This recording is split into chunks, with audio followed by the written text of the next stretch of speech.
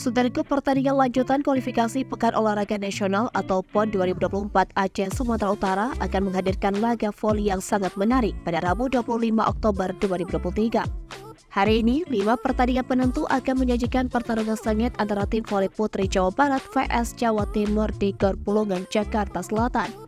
Pertandingan ini menjadi momen penentuan bagi kedua tim untuk melangkah ke fase selanjutnya dalam kualifikasi PON 2024.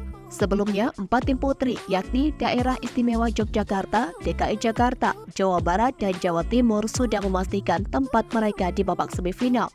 Namun pertandingan hari ini bukan hanya tentang perebutan posisi juara grup, melainkan juga tentang gengsi dan pembuktian di antara penggawa timnas voli putri Indonesia.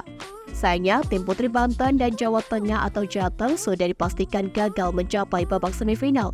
Meskipun demikian, mereka tetap akan berpartisipasi dalam PON 2024 yang akan diselenggarakan di Aceh dan Sumatera Utara. Hal ini dikarenakan ada 6 tiket yang tersedia untuk tim putri kualifikasi dari zona wilayah Jawa, Bali, dan Nusa Tenggara. Di sisi lain, dalam sektor putra, 8 tim tengah berjuang untuk merebut 6 tiket yang tersedia. DKI Jakarta telah memastikan tempat di babak semifinal dan mereka juga telah mengamankan tiket untuk berlaga di PON tahun depan.